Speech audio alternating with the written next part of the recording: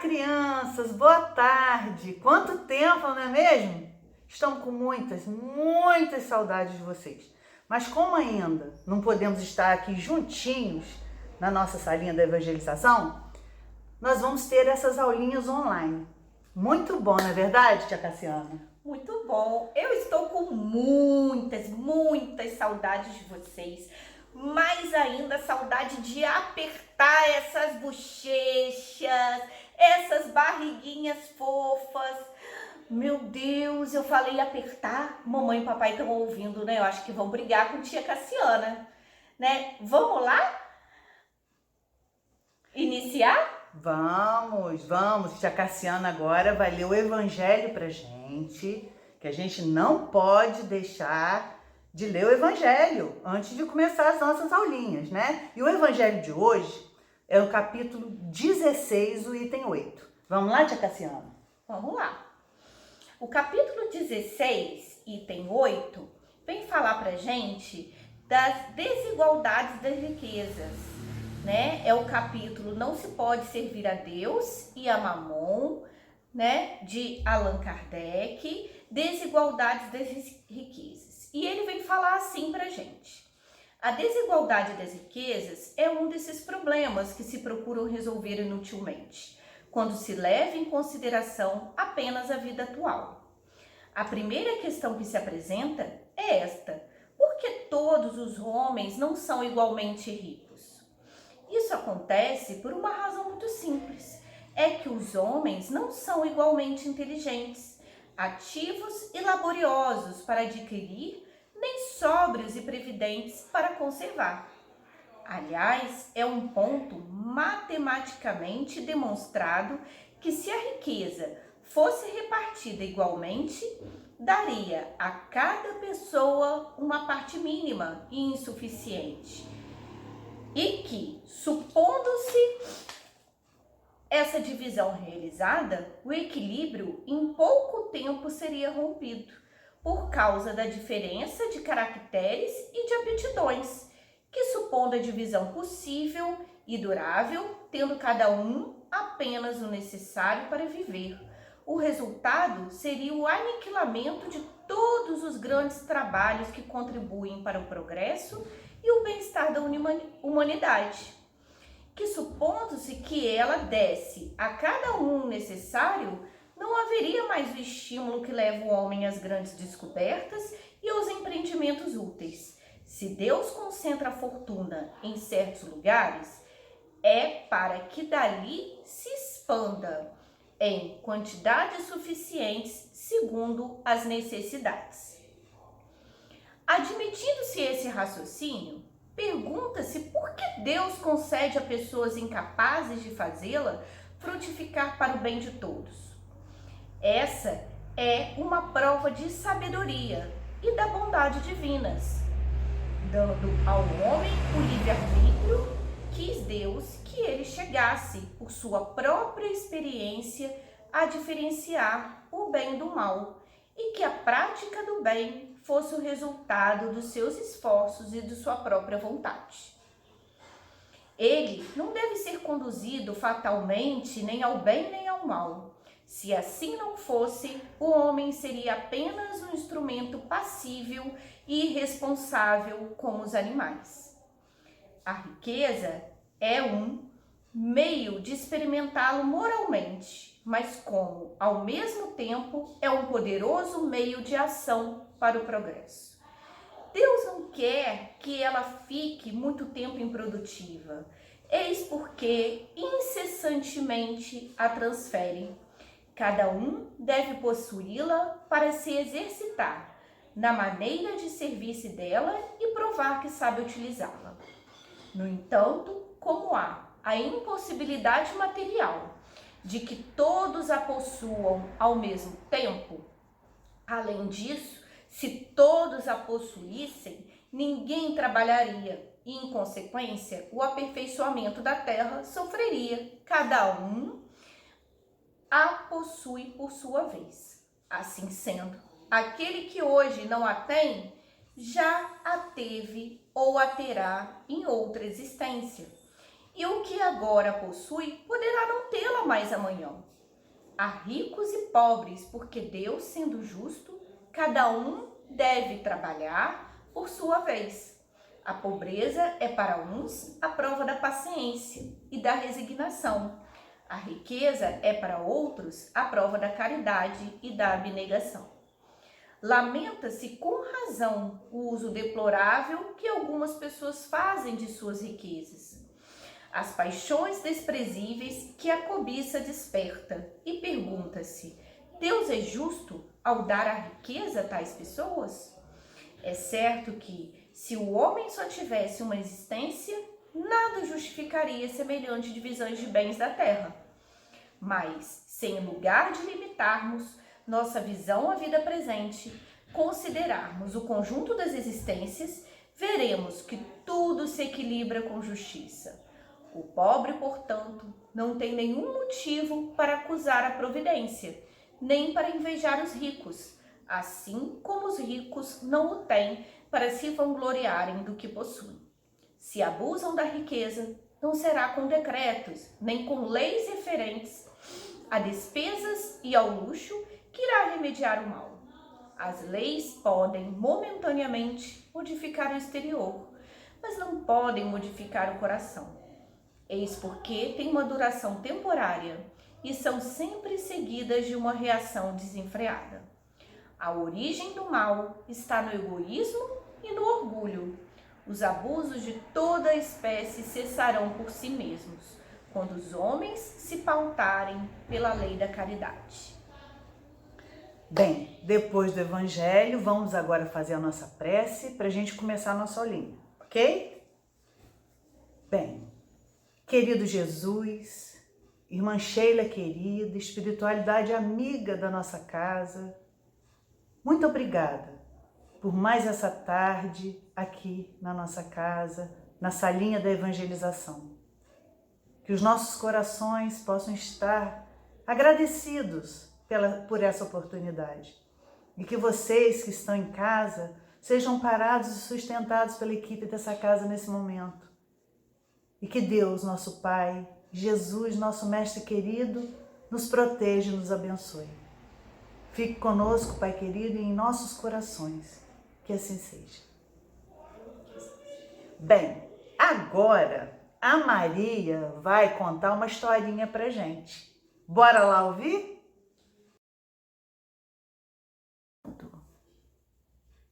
A história que eu vou contar aconteceu há mais de 20 séculos, lá na cidade de Jericó.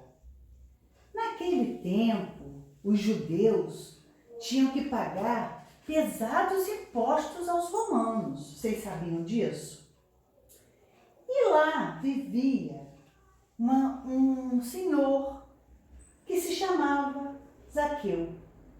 Zaqueu era o chefe dos cobradores de impostos. Ele se tornou um homem muito rico com as atividades que desenvolvia. Ele vivia lá isolado com a sua família. A bela casa onde Zaqueu morava, ficavam só a família dele e seus funcionários. Ninguém queria se aproximar dele. Nenhuma pessoa importante frequentava a casa de Zaqueu. Às vezes, quando ficava em casa junto à sua família, ele sentia seu coração triste por ver seus filhos sozinhos, sem poder brincar com as outras crianças. E o tempo foi passando. Chegou a época da Páscoa. Nesse período, lá na cidade de Jericó, muitas pessoas passavam por lá, que iam em direção a Jerusalém. E foi justamente durante a passagem dessas pessoas, lá por Jericó, que chegaram até Zaqueu algumas notícias que o deixaram bem curioso. As novidades davam conta de que passaria por Jericó um homem que tratava todos com o mesmo amor e carinho. E o seu nome era Jesus de Nazaré. Diziam que ele tinha amor nas palavras que seus gestos eram de paz e simplicidade, que o Mestre viera ao mundo para apresentar o Deus de amor aos homens. E o que mais chamou a atenção de Zaqueu, quando ele ouviu falar de Jesus, era que o Mestre dizia que os homens deveriam amar-se uns aos outros. E dentro do coração de Zaqueu, um sopro de esperança lhe trouxe alguns sentimentos. Ele sentia nascer dentro de si um enorme respeito e simpatia por Jesus. Ele pensava: quem será esse homem que anda com todos os que sofrem, que auxilia os pobres e os miseráveis, que come à mesa com todos? Certo dia, Zaqueu se dirigia à sua casa, cabisbaixo, pensativo. Sua caminhada foi interrompida por vários gritos vindo da estrada de Jericó. O que tinha acontecido? O conhecido cego de Jericó, Bartimeu, que estava entre a multidão, gritava para quem quisesse ouvir que Jesus o havia curado. O momento era de intensa emoção e Zaqueu sentiu seu coração disparar. Um desejo imenso nasceu em sua alma. Assim como todas aquelas pessoas, ele também queria ver Jesus. Aquele homem, por certo, não iria tratá-lo com indiferença. E uma emoção foi envolvendo Zaqueu, que não se conteve e se aproximou do povo. Zaqueu era um homem muito baixinho, um pouco gordinho também. Sua estatura não lhe permitia ver a figura de Jesus no meio de toda aquela multidão. Algumas pessoas do povo perceberam a sua presença e, indignadas, dificultaram ainda mais a aproximação de Zaqueu. Mas seu coração lhe dizia para não desistir de ver o Mestre. Zaqueu decidiu fazer o que fosse possível para ver Jesus. Ainda tentou por mais alguns instantes se aproximar, mas nada adiantou. E nesse instante ele olhou adiante por onde Jesus iria passar e viu uma figueira. Disse para si mesmo: preciso subir para ver Jesus. Se eu ficar aqui, não verei o Mestre de quem falam tantas maravilhas. E rapidamente ele correu até a figueira. Com dificuldade, iniciou a subida para ver Jesus. Suas pernas curtas lhe causaram um embaraço, mas o desejo de ver um homem chamado de Salvador o levou para o lugar mais alto. Num galho, lá em cima, ele acomodou-se e ainda teve tempo de pensar. Finalmente poderia ver Jesus. Sorriu muito. Sua emoção era enorme. Não sabia explicar o que era, mas sentia uma alegria imensa. A multidão seguia, com seus pedidos de ajuda e a alegria pela presença de Jesus. Até que ao passar debaixo da árvore onde Zaqueu estava, o Mestre parou, olhou para cima e disse: Zaqueu, desce depressa, pois hoje convém me hospedar em sua casa. A multidão observava tudo com muita surpresa e rapidamente Zaqueu desceu da árvore. Enquanto corria, ele pensava: eu não sou digno. Mentalmente foi revendo os negócios que fizera ao longo do tempo, o seu trabalho de cobrador de impostos e todas as outras coisas. Ele sentia-se triste com as lembranças. E em casa, após a notícia do marido, a sua esposa ficou muito emocionada e chamou todos os servos e começou a preparar a casa para receber Jesus. Zaqueu voltou à rua em direção à multidão que acompanhava Jesus e, à medida que se aproximava do Mestre, ele crescia em amor, libertando-se do egoísmo. Ante o Mestre, Zaqueu venceu a si mesmo e disse com voz nervosa e alta: Senhor, vou dar aos pobres metade dos meus bens. E se em alguma cobrança enganei alguém, devolverei 4 vezes o devido. Entra na minha casa. Jesus sorriu, um sorriso gracioso, iluminado de amor. Com suavidade, o Mestre falou: hoje, Zaqueu, a salvação entrou na sua casa. E como uma brisa suave em uma tarde, Jesus entrou na casa de Zaqueu. E Zaqueu ficou rico de amor e passou a distribuir essa riqueza amando o próximo. Essa, meus amigos, é uma história que o tempo jamais irá apagar, pois foi escrita pelo amor que se fez homem e andou pelo mundo, Jesus de Nazaré. E ainda hoje, Jesus segue visitando a todos os que sofrem, pois quem ama, como Ele nos ama, recebe sempre a visita do amor. E hoje foi essa a nossa história. Gostaram? E aí, galerinha, gostaram da história? Da historinha do Zaqueu? Vocês entenderam a historinha do Zaqueu que a Maria contou? Deixa a tia conversar um pouquinho com vocês sobre ela. Então, a desigualdade de riquezas, né? A gente vê que tem coleguinhas mais pobres, coleguinhas mais ricos. Ela está em todos os lugares do mundo, né? Então, a primeira pergunta que a gente faz é aquela que a tia Cassiana leu lá no Evangelho, né? Mas por que os homens não são igualmente ricos? Né? Se nosso Deus Pai é justo, é caridoso, o porquê que Ele dá mais a uns do que a outros? E aí, a primeira explicação que a gente tem é que os homens, nós não somos igualmente inteligentes, ativos e trabalhadores, não é mesmo? Então, cada um tem as suas coisas, né, os seus bens materiais, conforme as suas conquistas. E conquistas essas até trazidas de outras encarnações. A gente não já estudou aqui que a gente não vive só essa vida.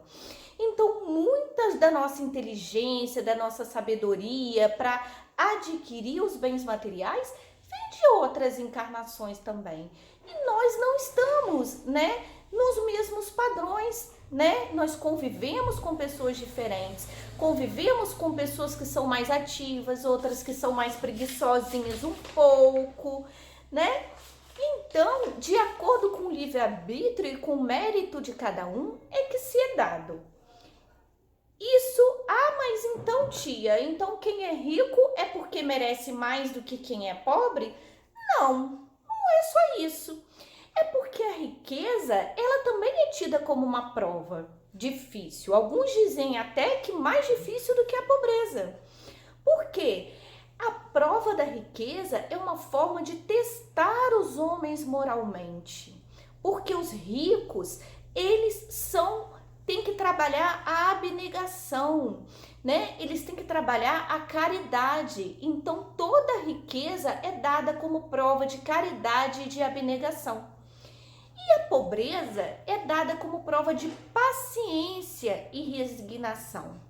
Então, tanto na riqueza quanto na pobreza, nós temos os nossos méritos, né? E nós temos o que a gente precisa ter de aprendizado.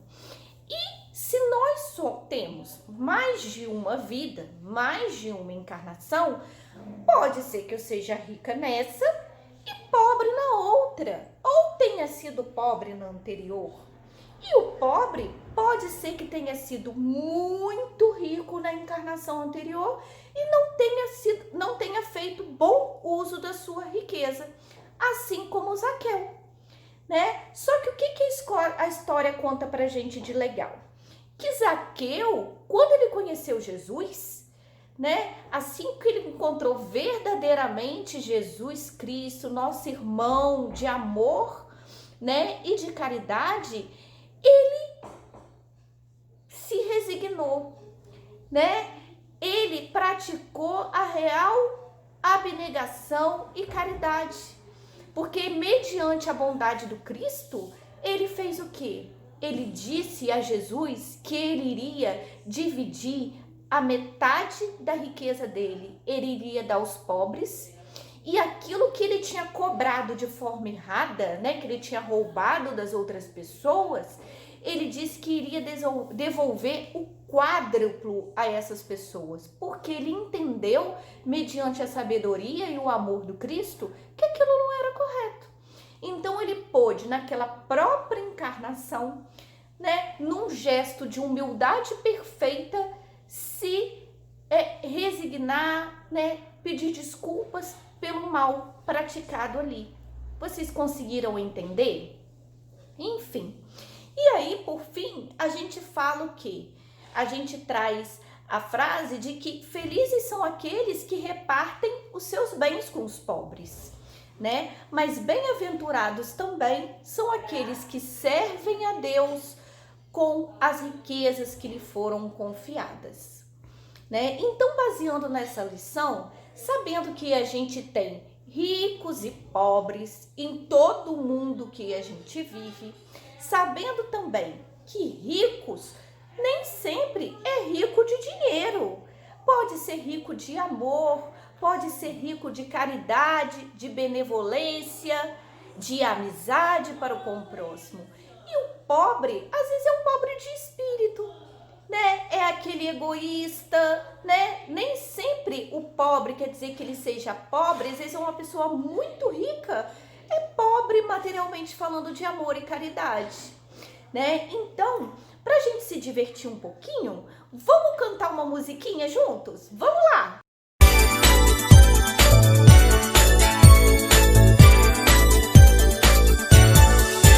Eu sou pobre, pobre, pobre de maré, maré, maré. Eu sou pobre, pobre, pobre de maré, desci. Eu sou rica, rica, rica de maré, maré, maré. Eu sou rica, rica, rica de maré, desci. Eu sou pobre, pobre, pobre de maré, maré, maré. Eu sou pobre, pobre, pobre de maré, desci. Eu sou rica, rica, rica de maré, maré, maré. Eu sou rica, rica, rica de maré, desci. Eu sou muito rica porque eu tenho vocês pra cantar pra mim. Cantem pra mim, cantem!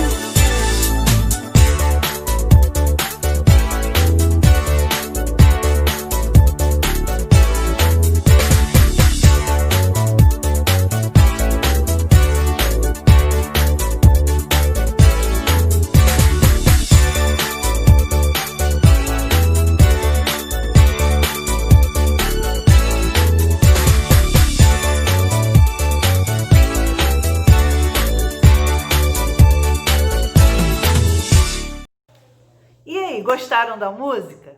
Olha, foi muito bom mesmo ficar um pouquinho com vocês, tá? E agora a gente vai fazer a nossa prece de encerramento, tá? Concentre-se aí, hein? Vamos lá! Jesus querido, irmã Sheila querida, muito obrigada por mais essa tarde abençoada, essa tarde de alegrias, essa tarde aqui na nossa salinha da evangelização. Que o Senhor possa permanecer conosco durante a semana, né? nos orientando, nos amparando, nos sustentando. Fique conosco, Pai, fique em nossos corações, que assim seja, graças a Deus. Bem, olha, um beijo para vocês, muitas saudades e até a próxima, né, tia Cassiane? Até a próxima. Tchau! Tchau!